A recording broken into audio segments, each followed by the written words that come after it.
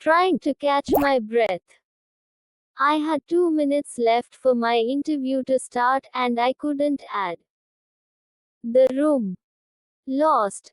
I stopped whoever I could in the confusing corridors of St. Stephen's College to ask for directions. Most students ignored me. Many sniggered. I wondered why. Well, now I know. My accent. Back in 2004, my English was Bihari. I don't want to talk now like I did back then. It's embarrassing. It wasn't English. It was 90% Bihari Hindi mixed with 10% really bad English. For instance, this is what I had actually said. Comty. Room. Bat. ए आएगा ज़ारा. हमारा interview है ना वहान. मेरा खेल का कोटा है. किस तरफ है? If I start speaking the way I did in those days, you'll get a headache. So I'm going to say everything in English. Just imagine my words in Bhojpuri laced Hindi, with the worst possible English thrown in. Where you from, man? Said a boy with hair longer than most girls. Me Madhav Jha from Dumraung, Bihar. His friends laughed. Over time, I learned that people often ask what they call a rhetorical question, something they ask just to make a point, not expecting an answer. Here, the point was to demonstrate that I was an alien amongst them. What are you interviewing for? Peon. The long-haired boy said. And laughed. I didn't know enough English back then to be offended. Also, I was in a hurry. You know where it is? I said instead, looking at his group of friends. They all seemed to be the rich, English types. Another boy, short and fat, seemed to take pity on me and replied, take a left at the corner of the main red building and you'll find a sign for the committee room. Thank you, I said. This I knew how to say in English. Can you read the sign in English? The boy with the long hair said. His friends told him to leave me alone. I followed the fat boy's instructions and ran towards the red building. I faced the first interview of my life. 3 old men sat in front of me. They looked like they had not smiled since their hair had turned gray. I had learnt about wishing people before an interview. I had even practiced it. Good morning, sir. There are a few of us here, said the man in the middle. He seemed to be around 55 years old and was square, black-rimmed glasses and a check jacket. Good morning, sir, and sir, I said. They smiled. I didn't think it was a good smile. It was the high-class to low-class smile. The smile of superiority, the smile of delight. That they knew English and I didn't. Of course, I had no choice but to smile back. The man in the middle was Professor Pereira, the head of sociology, the course I had applied for. Professor Fernandez, who taught physics, and Professor Gupta, whose subject was English, sat on his left and right respectively. Sports quota. A. Prof. Pereira said. Why isn't Yadav here? I'm here, sir, a voice called out from behind me. I turned around to see a man in a tracksuit standing at the door. He looked too old to be a student but too young to be faculty. This one is 85% your decision, Prof. Pereira said. No way, sir, you are the final authority. He sat down next to the professors. Piyush Yadav was the sports coach for the college and sat in on all sports quota interviews. He seemed simpler and friendlier than the professors. He didn't have a fancy accent either. Basketball. Prof. Fernandez asked, scanning through my file. Yes, sir, I said. What level? State. Do you speak in full sentences? Prof. Gupta said in a firm voice. I didn't fully understand his question. I kept quiet. Do you? He asked again. Yes, yes, I said, my voice like a convict's. So, why do you want to study at St. Stephen's? A few seconds of silence followed. The four men in the room looked at me. The professor had asked me a standard question. I want good college, I said, after constructing the sentence in my head. Prof. Gupta smirked. That is some response. And why is St. Stephen's a good college? I switched to Hindi. Answering in English would require pauses and make me come across as stupid. Maybe I was stupid, but I did not want them to know that. Your college has a big name. It is famous in Bihar also, I said. Can you please answer in English? Prof. Gupta said. Why? You don't know Hindi. I said in reflex, and in Hindi. I saw my blunder in their horrified faces. I had not said it in defiance. I really wanted to know why they had to interview me in English when I was more comfortable in Hindi. Of course, I didn't know then that Stephen's professors didn't like being asked to speak in Hindi. Professor Pereira, how did this candidate get an interview? Prof. Gupta said. Prof. Pereira seemed to be the kindest of the lot. He turned to me. We prefer English as the medium of instruction in our college, that's all. Without English, I felt naked. I started thinking about my return trip to Bihar. I didn't belong here. These English-speaking monsters would eat me alive. I was wondering what would be the best way to take their leave when Piyush Yadav broke my chain of thought. Bihar se ho. Are you from Bihar? He said. The few words in Hindi felt like cold drops of rain on a scorching summer's day. I loved Piyush Yadav in that instant. Yes, sir. Dumraung. I know. 3 hours from Patna, right? He said. You know Dumraung. I said. I could have kissed his feet. The three English-speaking monsters continued to stare. I'm from Patna. Anyway, tell them about your achievements in basketball, Piyush said. I nodded. He sensed my nervousness and spoke again. Take your time.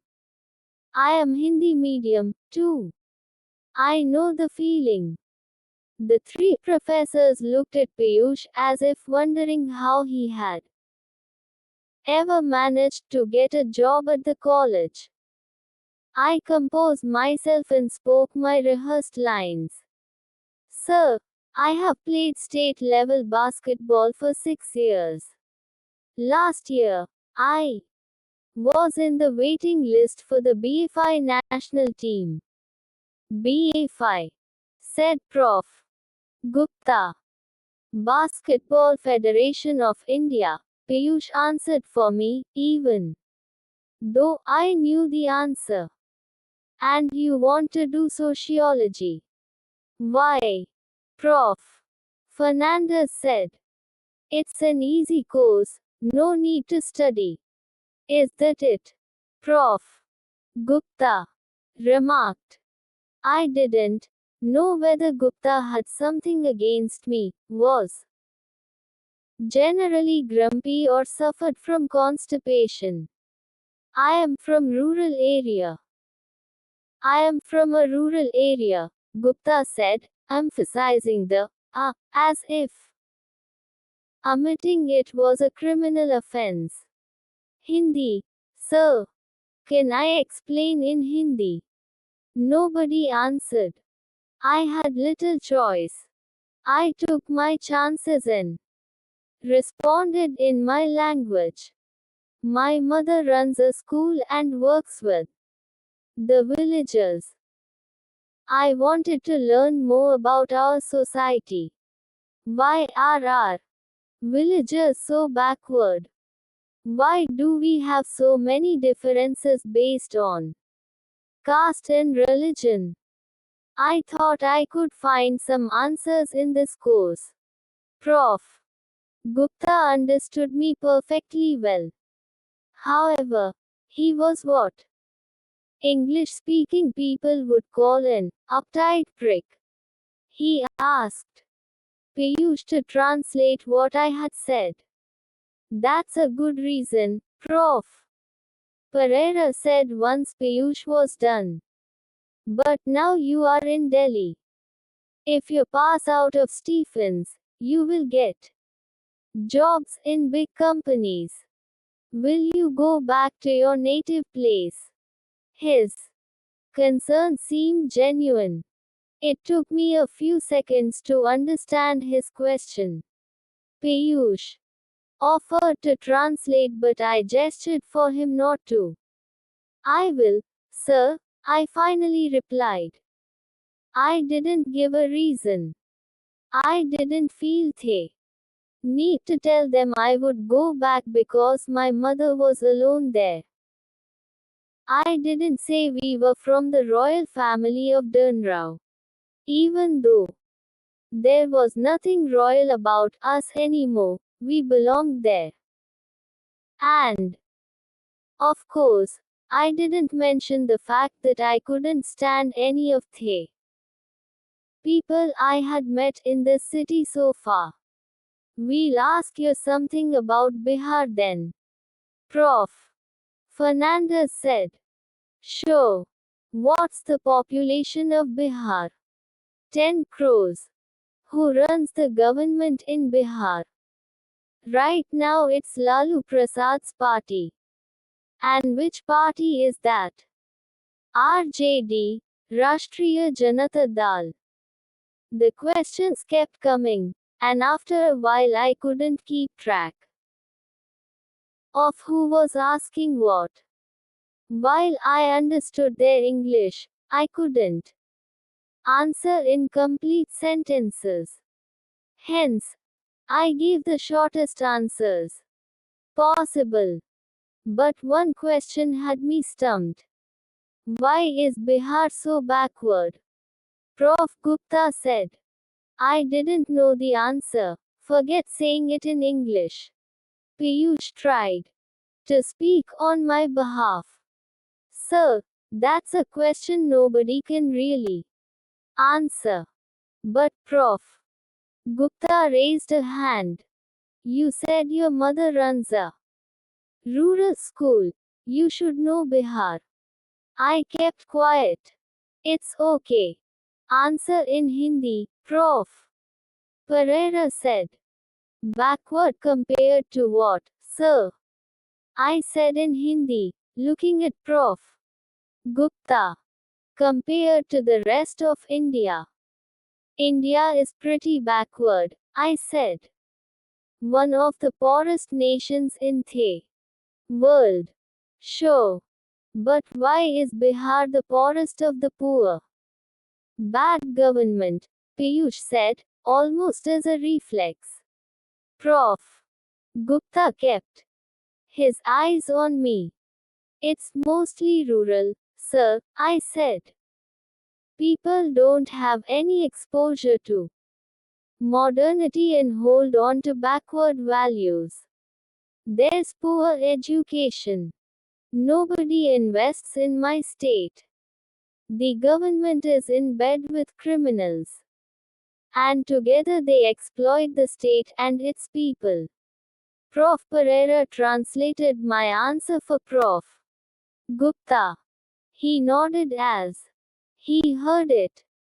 Your answers are sensible, but your English is terrible, he said. Would you rather take a sensible student, or someone who speaks a foreign language well? My defiance stumped them all. Prof. Fernandez wiped his glasses as he spoke, turning his head towards me. English is no longer a foreign language, Mr. Jha. It's a global language. One suggests you learn it. That's why I'm here, sir, one said. My answers came from the heart, but I didn't know if they had any effect on the professors. The interview was over. They asked me to leave the room. Asterisk. I stood in the corridor, figuring out where to go next. Piyush came out of the committee room. His lean and fit frame made him look like a student, despite him being much older. He spoke to me in Hindi. Your sports trial is in 1 hour. See me on the basketball court. Sir, is there even a point? That interview went horribly. You couldn't learn some English, along with basketball. Nobody speaks it in our area. I paused and added, Sir. He patted my back. Get out of Bihar mode, son. Anyway, sports quota trials are worth 85%. Play well. I'll do my best, sir.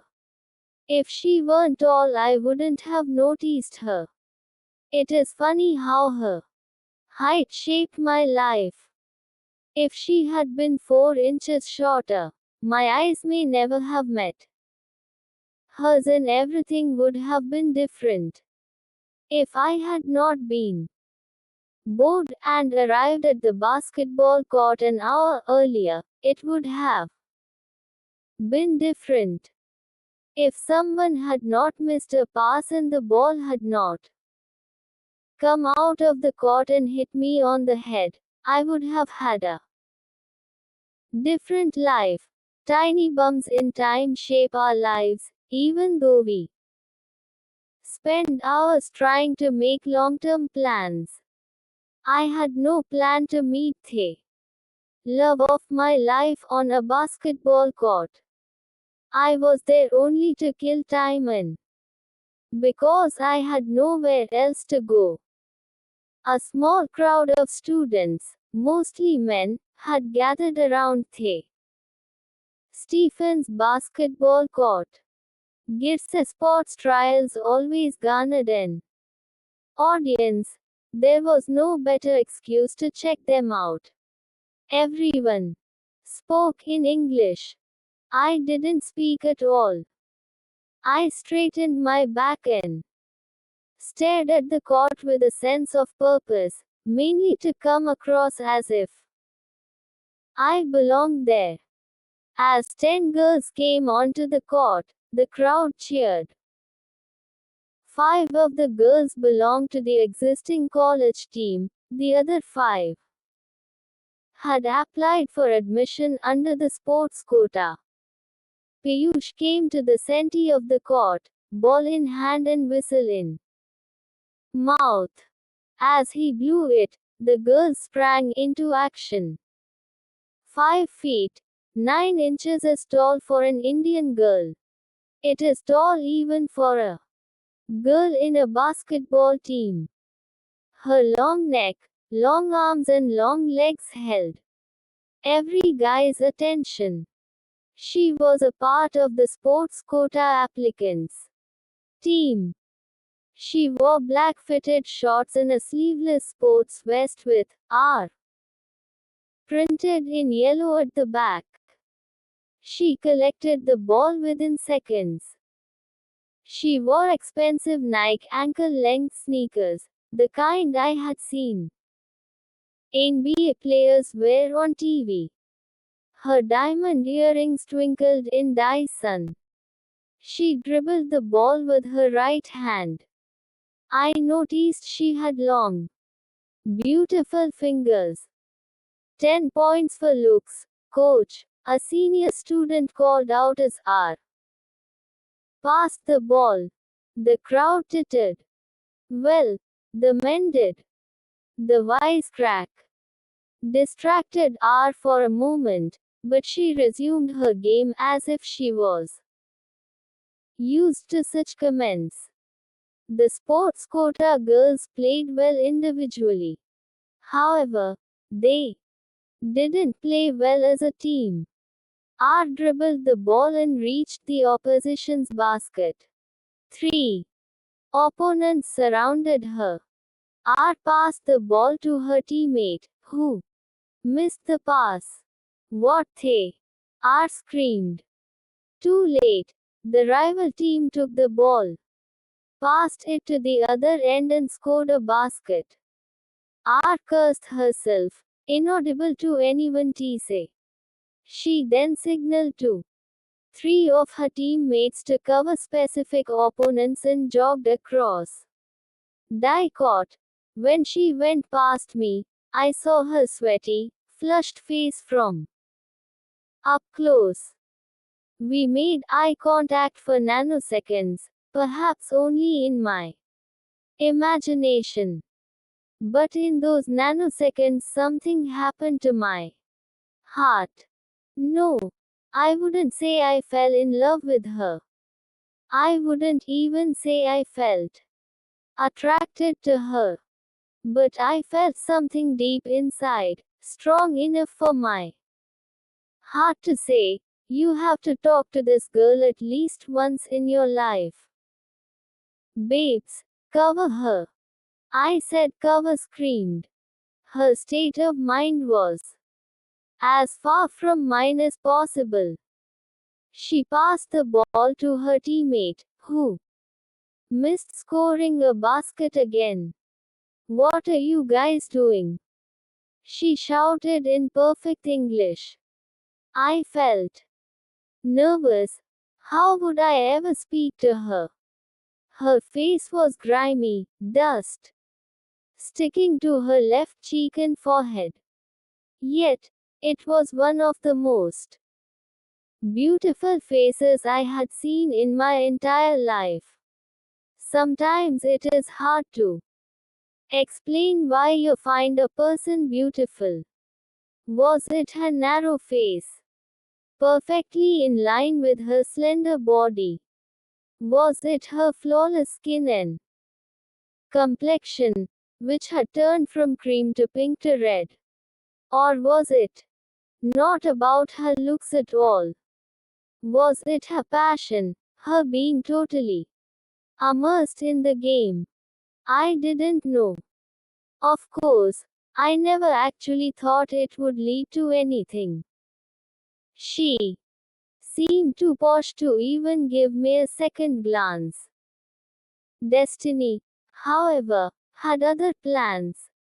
For why else, in the 7th minute of the first half, would the college team captain overthrow the ball outside the court, where it hit my head as I stood on the sidelines? Why would I grab the ball in reflex? More than anything, why would R come to collect it? Ball, please, she said, panting. I felt paralyzed. I said, ball, please, she said. I held onto the ball for an extra half second. I wanted to look at her a bit longer. I wanted to take a snapshot of her sweaty face and store it in my mind's camera for life. I threw the ball at her. She caught it with ease and looked at me. She could tell from my throw that I knew the game. Change your point, shooter, I said. For some reason, I had managed to speak in correct English this time. What? She said.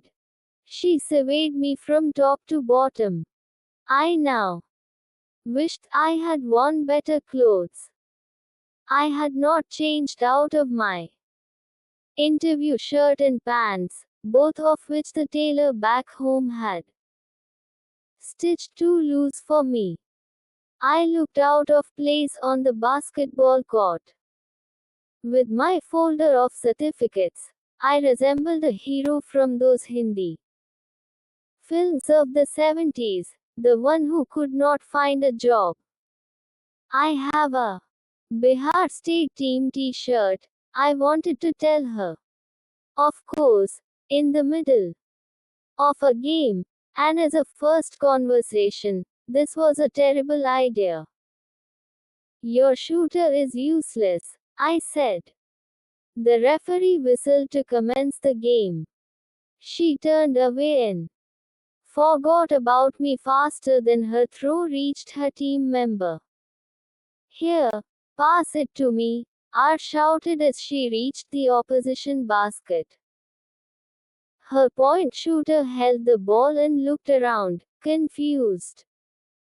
I said hair screamed so loudly that pigeons flew off the trees in the lawns. The point shooter passed the ball, R caught it and took a shot from well beyond the three-point line. Whoosh! The ball went through the basket. The crowd cheered. They already had a soft spot for R anyway. The referee announced a break at the 10-minute mark. The college team led 12-5. R huddled with her team, figuring out their strategy for the next half. As her team meeting ended, she wiped her face and neck with a towel. I couldn't take my eyes off her. I forgot I had my own trial in less than an hour. I only wanted to figure out a way to talk to her a bit more. Maybe I could tell her she played well. I wondered how to tell her about my state level game without coming across as a show off. And, more than anything, how would I go beyond 5 words of English? She caught me staring. I wanted to kill myself. She continued to JGNLI directly at me, the towel still around her neck. Then she walked up to me. A shiver ran down my spine. I didn't mean to stare. I wanted to tell her. I wondered if she would scream at me like she had done during the match. Flunks, R said. She had walked across the court to thank me. She was breathing hard. My eyes were glued to hers. Look away, Madhav. I scolded myself and turned away. That was a good tip, she said to my left profile. Welcome. You are good, I said. Uttering each word was like hitting a brick. Any other suggestions for the second half? We're losing. Yes, I said, turning to face her again. I wanted to give her more up, but couldn't in English.